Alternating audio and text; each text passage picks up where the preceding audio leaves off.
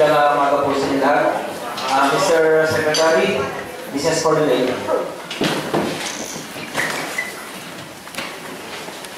Business for the day.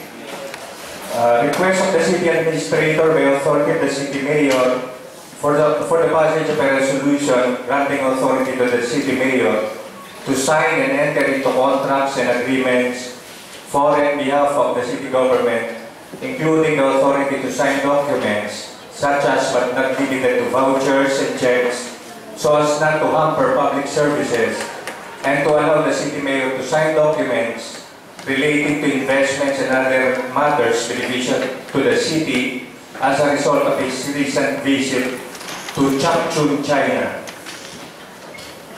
Before I refer this matter, I would like to inform the Honorable August Body that this request was already referred to the Committee on Rules and Privileges, chaired by Councilor Concon Hernandez Veloso. Any comments? What's the point of order?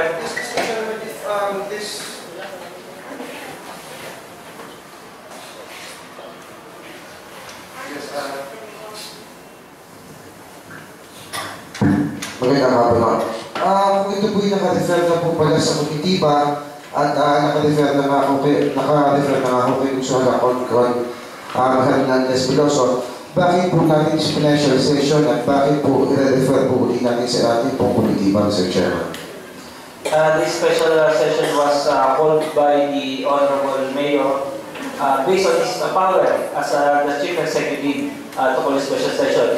These are going to decide whether this matter should be discussed or referred back to another meeting. Yes, Mr. Chairman, I know that because that's the procedure of the Sangguniang Panlunsod regarding the special session. It can only be by the request of the city mayor or by the majority of the Sangguniang Panlunsod members. But Mr. Chairman, I say I can show the Sangguniang Panlunsod the record of the committee hearing, which was adjourned due to the non-presence of those invited, Mr. Chairman. So it was referred to the committee, and the committee hearing was held.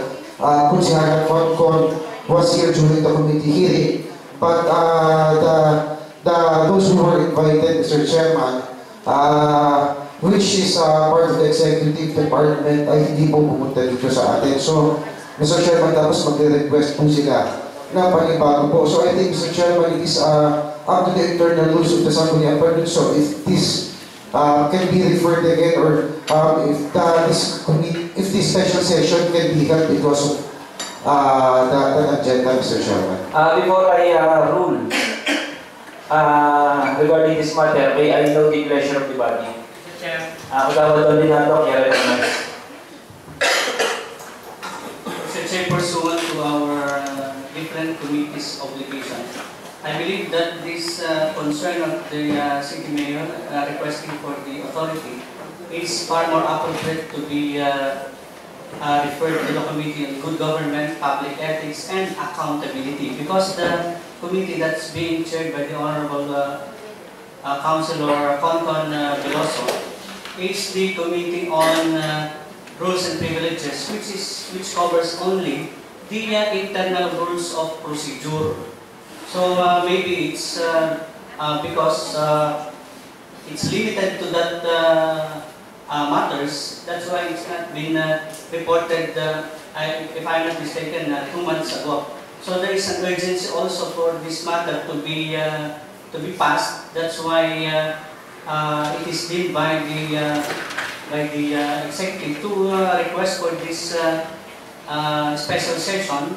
And likewise, I suggest, Mr. Presiding Officer, that this matter be referred to the Committee on Good Government, Public Ethics, and Accountability. Mr. Chairman. Mr. Chairman, if the executive, if our executive department thinks that this matter is urgent, Mr. Chairman, that's why they requested for a special session.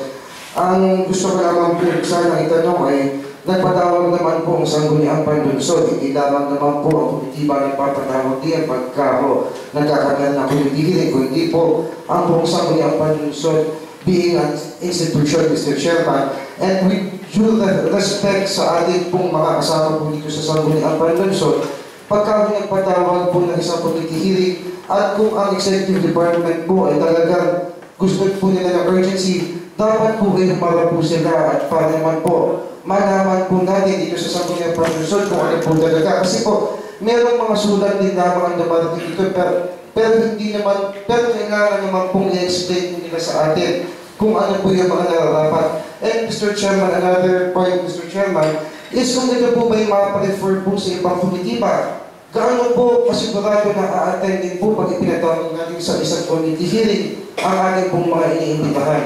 Ang sinasabi ko lang po, Mr. Chairman, iba po ba ang respeto sa isang konsihal ng isang komitiba, pagdipan po sa ibang komitiba, iba po ang respeto ng ibinibigay ng executive department sa ating mga kapwa konsihal. Gusto ko lang sana natin malaman kung ako po ay tumatayo po dito sa ating harapan, ako po ay makikiusap sa ating pong mga kasama dito sa Sangguniang Panlunsod na tayo naman po ay pare-pareho mga konsehal. Ako po'y makikiusap sa ating mga kapwa konsehal na sana naman po ang pagtrato po sa bawat konsehal ay iisa po lamang. And kaya po nairis ko po ito dahil po hindi po humarap ang dapat ang mga iniimbitahan noong pagkakataon na si Konsehal Conferendan Despidoso ang siyang nagpatawag ng committee hearing, Mr. Chairman. Any further discussion? Dalawa nila Katipuan. So, ang gusto ko ng majority ay i-repair sa committee ng good government. So, marami naman dito like Consial Vice Mayor Eric, Consial Vivo, previous, maraming nagdaan na ho tayo sa Sangguniang. Respeto ko lagi natin yung internal rules. Nakapanood ko sa internal rules yung creation ng mga committees. Kami pinagkamali ng majority, bibigyan nyo si Control ng committee at i-repair nyo kay Control ang agenda. So, nag-committee hearing si Control, wala dumating. Sino kayo na may sala? Si Control o ang taga-executive? Siguro sa puntong ito, tayo naman lahat din ay kursihan ng bayan. Hindi tayo kursihan ng ilang taong lahat.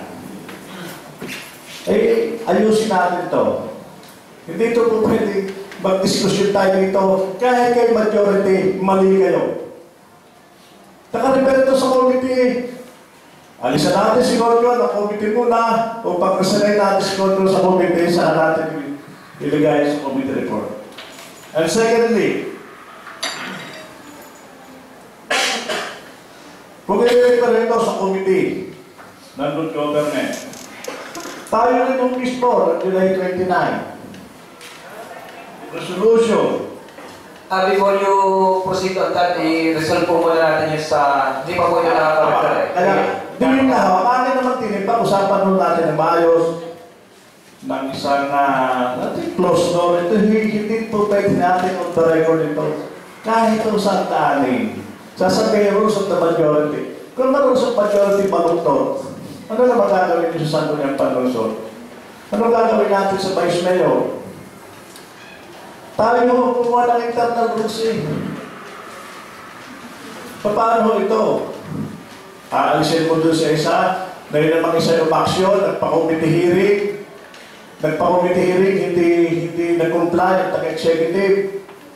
Tapos ngayon, alam naman natin ang mangyayari, pagka-refer kay ito yung ating urgent, hindi mo maganda yan. Marami may kompromiso tayo, pero yung ating mismo rules ang mamaliin natin.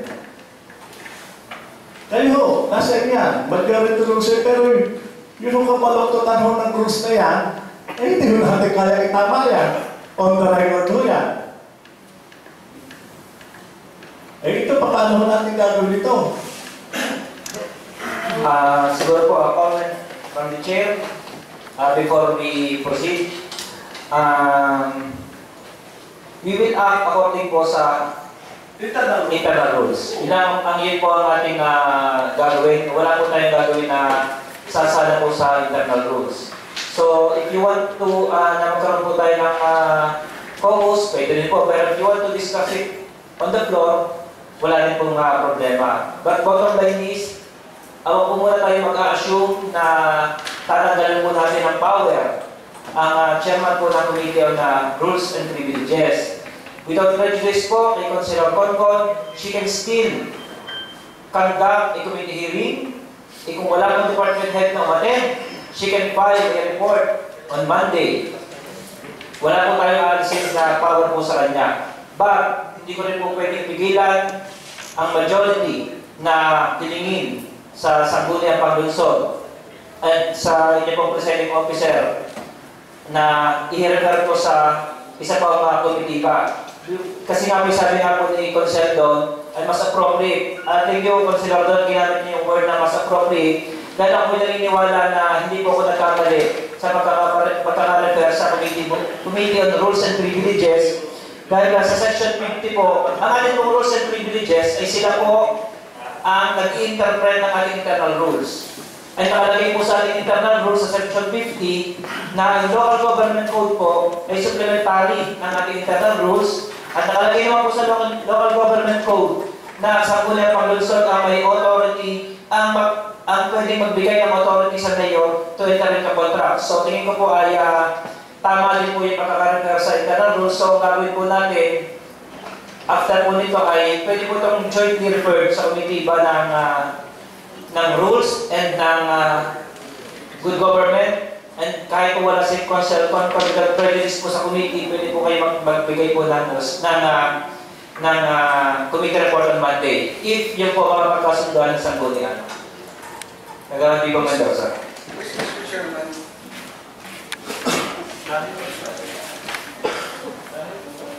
maganda po nga yung sinasabi po ng ating Vice Mayor and I don't see any problem na ito po yung mai-refer sa iba pong mga committee para jointly because we are going to follow also the internal rules, Mr. Chairman.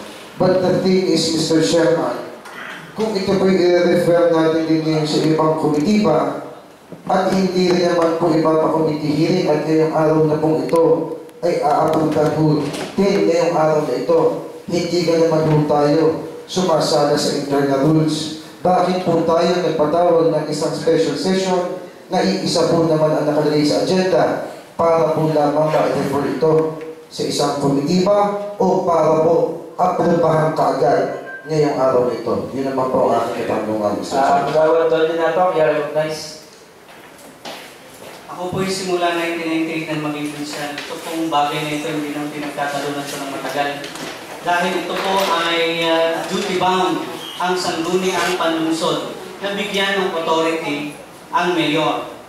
Pagtataka din lang po natin, bakit naman po matagal-tagal na rin naka-refer, ay nung nakaraang fairness lamang yata ng patawag na committee hearing, ay ang ating pong mayor ay may pangangailangan. May pangangailangan. At ganoon din po, wala naman pong pagbabawal na ang bagay na naka-refer sa committee ay ma-refer muli by due to urgency sa ibang committee. At ito'y maapurbahan by urgency dahil meron na pangangailangan. Ano? So palagay ko po ay we have discussed so much on this matter. If the Honorable President Officer, the Vice Mayor, will allow the referral of this request of the City Administrator authorized by the City Mayor to the proposed Committee on Good Government, Public Ethics and Accountability, we could fast track and do more this afternoon. Before I refer this to the proper committee, final comment sa referral, gagawin niyo ang ipon. Ay, yun nga ho, ako yung nalilito makinig. Lagi yung sabi nga natin, nakakuha tayo, hold tayo ng internal rules. Ngayon, wala naman masama kung may makita tayo sa internal rules, kahit sa local government code, ng urgency na nakarefer sa ibang committee, paano dyan justify, may re-refer ulit siya sa committee pa. At yung repair sa executive, kung meron dyan sa local government code o sa IRR, kaya urgent ng komitiba, kaya na po natin i-justify ng committee na gagawin mo natin dito dahil ito yung sabi ko kanina, isang paalala, wala pa tayo sa topic na tayo nagkaroon ng pagpasa ng isang resolution. Magkakaroon ng konflict. Kailangan din eh, paano ito natin mayroon resolve ng ayos na kasi yung mga iisipin ho natin dito yung pagbibigay natin, pagbibigay natin itong request. At kung tayo naman yung magiging mali, ito naman yung nakakatsaka kung isaayos lamang, yung maayos lang, kung ano nasa local government ko, kung ano nasa IRR, wala naman siguro tayo pag-uusapan eh. Pero may tsaka na-approve eh. Ang problema natin nga, na-repair ito sa committee. Pagka-repair sa committee, August 12 daw, na-repair sa committee, sa PDNE, August 12. Nag-committee hearing 2 weeks ago, segundo, wala dumating na representative from executive. Yun ho ang tunay. Nagkataon na committee hearing yung tao, walang matanong. Ngayon, sasabihin natin, parang gagawin may kasalanan ulit ang taga-sanggol yan. At pinilipat natin sa ibang committee. Siguro, majority rules pwede. Kaya, pero na yung legalidad niya. Mr. Chairman. Final comment, Kagawad Dibo. Gusto ko lamang po sanang i-correct kasi narinig ko po kanina na ang magkakabanggit po ng ginawa pong committee hearing ni Konsehala Concon Hernandez ay nung last Friday po lamang. Pero it is here on the record, Mr. Chairman, I have here a copy of the minutes of the meeting and the attendance of the committee hearing headed by Konsehala Concon. It's written here, Mr. Chairman, that the minutes of the committee hearing conducted by the Committee on Rules and Privileges on September 9, 2013, held at the session hall. So, ang nakalagay po dito ay September 9 po ang committee hearing. And not this Friday. So, maaga po kagad itong na-actionan ni Konsehala Concon at hindi po na Friday. Thank you, Kagawad Dibo Mendoza. The matter read by our Secretary regarding the request of the Honorable Mayor to enter and to sign and enter into contracts and agreements for and behalf of the City Government of Lipa, including the authority to sign documents such as not limited to vouchers and checks, so as not to hamper public services, and to allow the City Mayor to sign documents relating to investments and other matters beneficial to the City as a result of his recent visit to China, is hereby referred to the Committee on Good Government and Accountability without prejudice to the Committee on Rules and Privileges. So it is now likewise referred to the Committee on Good Government and Accountability.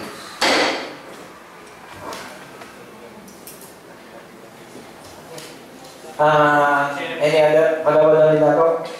Resolution and ordinance for third and final reading.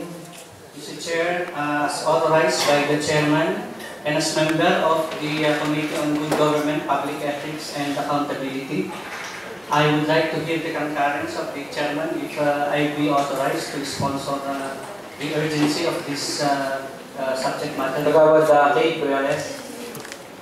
I move for the urgency of the matter referred to the committee regarding the granting of authority to the City Mayor. Any second to the motion? Seconded by Kagawad Debiste, Kagawad Puwa. Discussion? Discussion, Mr. Chairman. For urgency? Discussion for urgency? Discussion, Mr. Chairman. Kagawad Dibo Mendoza, your honors.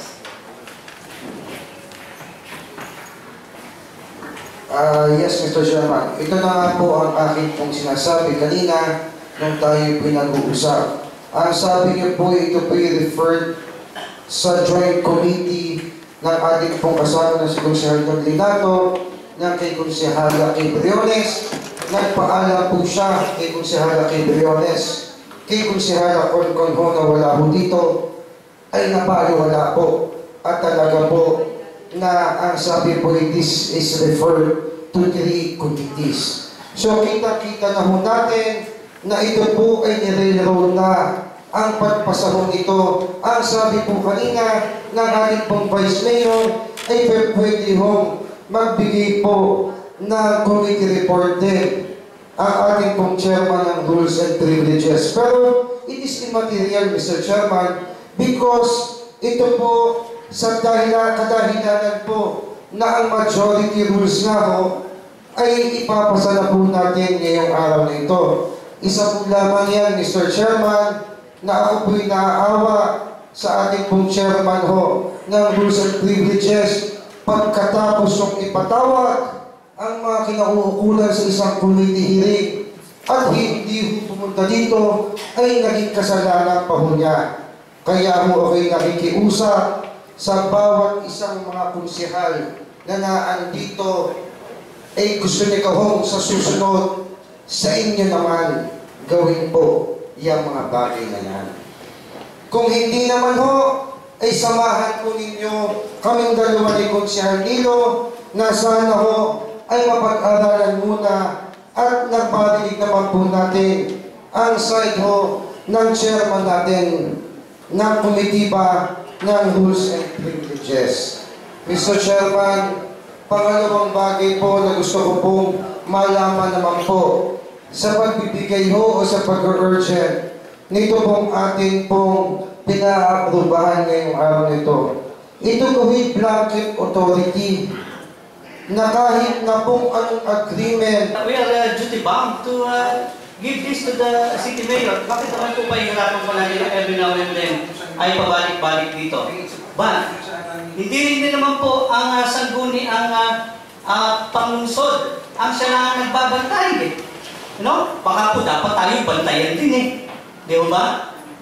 Ang ibig po natin sabihin dito, kung bagamat binibigyan natin ng authority ang mayor, this will be subject to the ratification of the sanggunian. And then we can analyze the contracts, the memorandum of agreements, the agreements that he will enter into. Kung ito nga po ay within the specified accounting, budgeting, procedure, at wala hong masasakripisyo at walang masasayang na pondo. So, may safeguard po ito. Hindi naman po si Consul Don Linato ay approve na lang basta na hindi ko naman naiintindihan at hindi naman tayo nagkakaroon ng pagtatama. Ano po? So, siguro kung meron, ay maluwag naman ang ating kalayaan para tayo maghayag ng reklamo o alam naman natin ngayon, sikat na sikat ang issue ng Napoles. Ano? Doon naman tayo gagaya pa ho doon. Hindi ka ang ating mong binibigay sa city mayor ngayon ay kagaya ng ibinigay natin nung nakaraang termino pa po. Ito po ay authority of the mayor to enter into contracts and memorandum agreement subject to ratification of the Sangguniang Panlunsod. Mamaya po ay sa period of amendment po isama yung word na subject to the ratification of the Sangguniang. Yes, Mr. President. Ang kagawad dito ang tipo, you recognize. Salamat, sir. So, una ho, gusto ko mapatala sa record natin. Ngayon ho ating ginawa ay wala ho sa internal rules. Dalawa, ang ating ginawa, nasabi natin si Concon Hernandez saka ating Briones ay mag-joint committee para dito napaliwala rin si Concon ng record. Sa aking mga kasama konsehal, ito ay masakit din sa inyo, alam ko. Mahirap din para kay Don, mahirap sa inyo lahat. Ito ang pinakamahirap na parte ng mga konsehal. Hindi ang 45 days campaign ang mahirap. Hindi ang 10, 15 milyong gagastusin ang mahirap, kinikita yan. Ang pinakamahirap ay mag-desisyon ng baluktot para sa inyong sarili. Pinakamahirap na hindi ka masaya. Sa point of order, Mr. Chair, kindly delete from the record the word nag-a-approve tayo ng baluktot. Ano? Dahil ang korte lamang po ang pwedeng magsabi kung ang anumang ginawa natin dito ay baluktot, hindi po si Kagawad Nilo Katipon. Salamat po. Sige ho, alam sinunan natin yung salitang At baluktot. least, Ikit masaya ka sa iyong konsensya. Sapagkat alam mo ho naman ninyong ikaw isang konsyal na may committee chairmanship, pero pag natawag ng power na kumuha ng 2 miyembro, ini-elect ka, diyan sa chairmanship na yan. Ganun ang ginawa natin kay Concon, ini-elect natin siya chairman, nilagay natin ang 2 members ng committee at ini-elect para maging chairman ng committee. Pero bakit nagkaganon? Mulat ang mata nyo, mas matatalino kayo kaysa amin. Mas alam niyo. Hindi maaari ang gusto lamang ng isang tao rin ang mananay, may demokrasya na. Pero yung rules of majority, ginagamit siya sa tama. Sa tamang proseso, may Biblia tayo rito. Yung IRR.